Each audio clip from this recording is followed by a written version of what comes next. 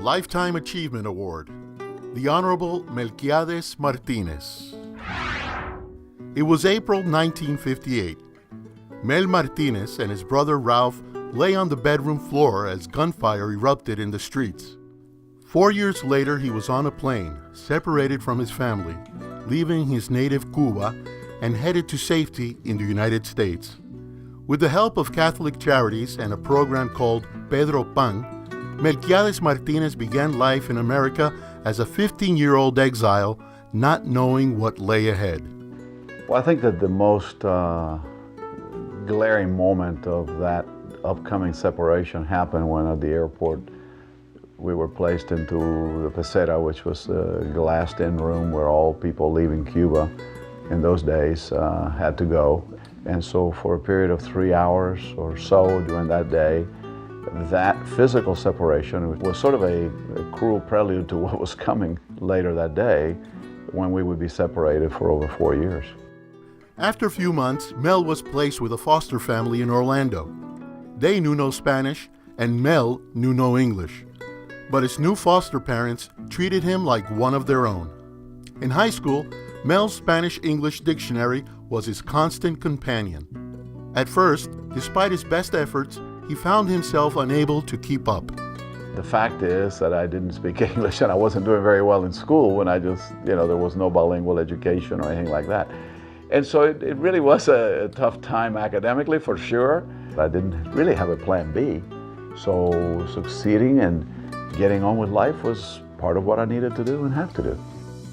Despite being told by a school counselor that he was not college material, Mel went on to Florida State University, earned his undergraduate degree, and met his future wife, Kitty. A law degree followed, then employment in a prominent Orlando law firm. Eventually, he started his own law practice. Then another door opened, and with support from his family, public service became Mel's calling. I think because I grew up in this country from the age of 15 on, I also learned that that's part of the American way. This sense of social commitment to your neighbor, to your fellow man, is something that's really ingrained in the American culture, and I think it's frankly somewhat unique, and I think it was something that I found admirable, and I want to be a part of that. In 1998, winning the vote in every demographic category, Mel Martinez became the first Hispanic mayor of Orange County, Florida. He was instrumental in the founding of the Hispanic Business Initiative Fund and an early and strong supporter of the Hispanic Chamber of Commerce of Metro Orlando. I was always very conscious of the fact that I wasn't just doing that for me, but that I was representative of a group of people, which added a certain measure of responsibility and a certain added pressure. I felt like I was representing the larger whole of the Hispanic community, and in doing that, I felt a great sense of responsibility to do it in a way that made us proud.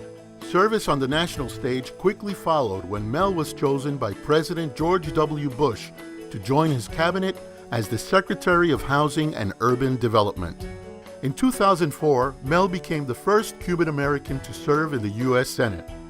He later became the first Hispanic to serve as chairman of the Republican National Committee. His achievement is the fact that he was elected as a Latino. He was elected for the first job, he was appointed to a huge job the second time, and he was elected for the Senate position. So he was able to open the doors so other Latinos can run for office.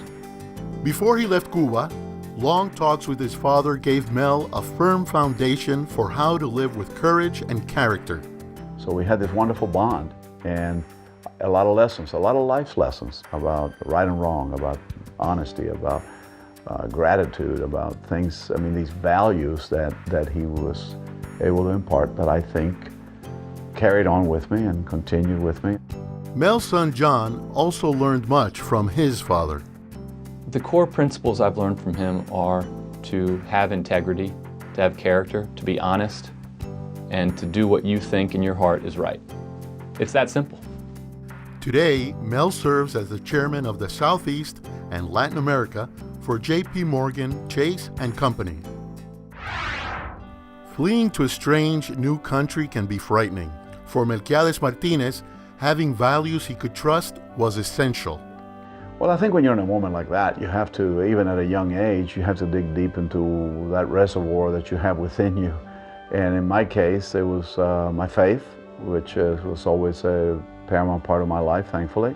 And I think it was just the certitude that I had that my parents loved me, that I would be, had the confidence that I would see them again.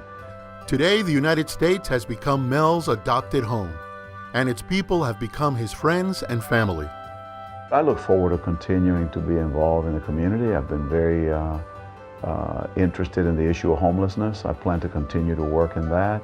I'm enjoying my children, my grandchildren. I'm enjoying being a part of my family in a way that you cannot do when you're in public life. And so that's been a great reward and something that I'm really quite happy about. Mel continues to cherish the culture and traditions of his native Cuba while embracing the country that allowed him to be free.